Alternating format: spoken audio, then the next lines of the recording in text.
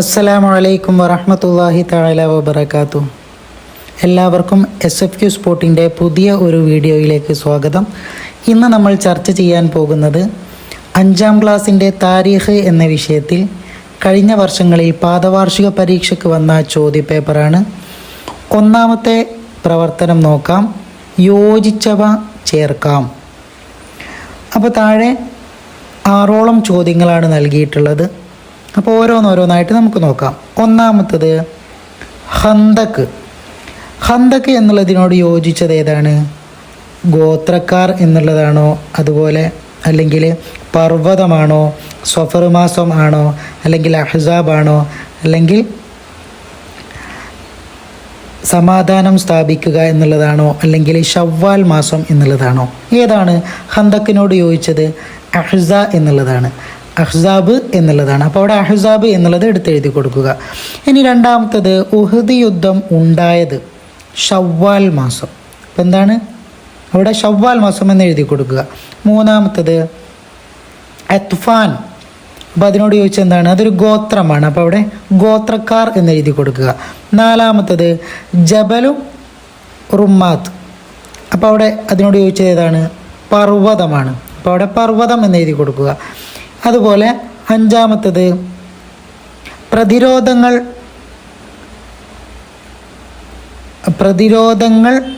പ്രതിരോധങ്ങളുള്ള അനുവാദം ലഭിച്ചു. അപ്പോൾ പ്രതിരോധത്തിനുള്ള അനുവാദം ലഭിച്ചു എന്നുള്ളതാണ്.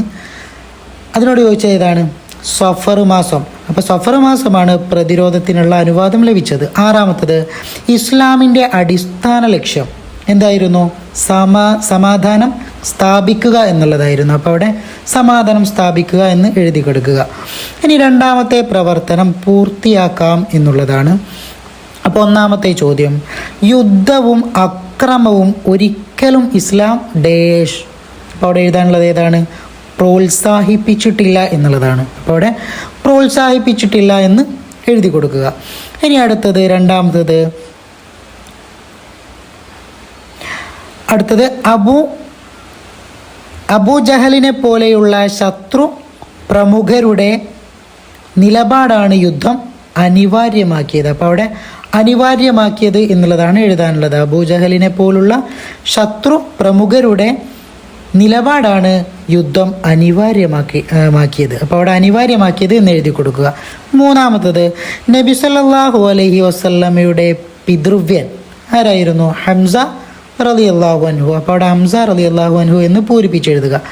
നാലാമത്തത് സ്വഹാബികളിൽ നിന്ന് ബദറിൽ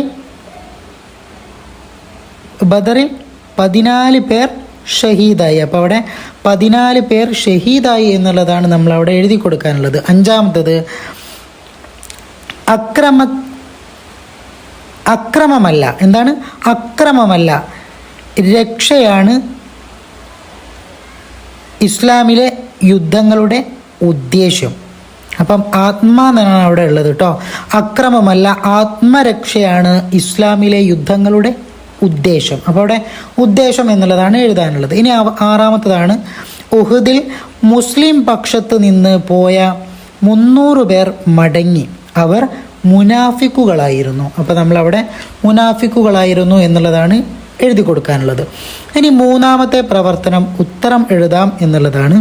ഒന്നാമത്തത് എല്ലാം ഉപേക്ഷിച്ച മുസ്ലിങ്ങൾ മദീനയിലേക്ക് ഹിജ്റ പോയത് എപ്പോഴാണ്? എല്ലാം ഉപേക്ഷിച്ച് മുസ്ലിങ്ങൾ മദീനയിലേക്ക് ഹിജ്റ പോയത് എപ്പോഴാണ്? ശത്രുക്കളുടെ ക്രൂരതകൾ സഹിക്കാൻ കഴിയാതെ വന്നപ്പോഴാണ്. അപ്പോൾ ശത്രുക്കളുടെ ക്രൂരത സഹിക്കാൻ കഴിയാതെ വന്നപ്പോൾ. ഇനി രണ്ടാമത്തത്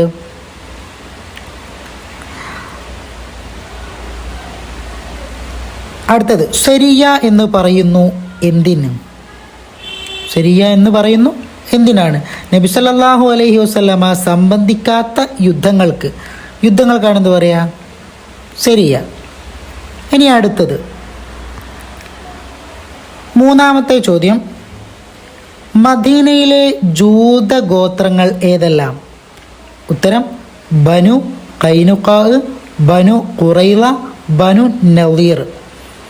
നാലാമത്തെ ചോദ്യം, ബദറിൽ മുസ്ലിങ്ങളോട് ഏറ്റുമുട്ടാൻ അണിനിരന്ന ഖുറൈശി യോദ്ധാക്കളിൽ എത്ര പേരുണ്ടായിരുന്നു? ബദറിൽ മുസ്ലിങ്ങളോട് ഏറ്റുമുട്ടാൻ അണിനിരന്ന ഖുറൈശി യോദ്ധാക്കളിൽ എത്ര പേരുണ്ടായിരുന്നു? എത്രയായിരുന്നു? 1000-ഓളം യോദ്ധാക്കൾ. അപ്പോൾ 1000-ഓളം യോദ്ധാക്കൾ ഉണ്ടായിരുന്നു. ഇനി അഞ്ചാമത്തത്, ബദറിൽ സംബന്ധിച്ച സ്വഹാബികളെ പറ്റി നബി സല്ലല്ലാഹു അലൈഹി വസല്ലമ പറഞ്ഞത് എന്താണ്? ബദറിൽ സംബന്ധിച്ച സ്വഹാബികൾ ആരും തന്നെ നരകത്തിൽ പ്രവേശിക്കുകയില്ല എന്ന്. അപ്പോൾ ബദറിൽ സംബന്ധിച്ച ആരും തന്നെ നരകത്തിൽ പ്രവേശിക്കുകയില്ല എന്നാണ് നബി സല്ലല്ലാഹു അലൈഹി വസല്ലമ തങ്ങൾ പറഞ്ഞത്. ഇനി നാലാമത്തെ പ്രവർത്തനം എണ്ണം എഴുതാം എന്നുള്ളതാണ്. ബദറിൽ മുസ്ലിം പക്ഷത്തെ കുതിരകൾ എത്രയായിരുന്നു? 3. അപ്പോൾ 3 കുതിരകൾ മാത്രമായിരുന്നു ബദറിൽ മുസ്ലിം പക്ഷത്തുണ്ടായിരുന്നത്. രണ്ടാമത്തത് ഹന്തക്കിൽ എത്ര ഉണ്ടായിരുന്നു? ഹന്തക്കിൽ കിടങ്ങ് കീറിയ സ്വഹാബികൾ എത്ര? ഹന്തക്കിൽ കിടങ്ങ് കീറിയ സ്വഹാബികൾ 3000 പേരുണ്ടായിരുന്നു. അപ്പോൾ 3000 സ്വഹാബികളായിരുന്നു ഹന്തക്കിൽ കിടങ്ങ് കീറിയത്.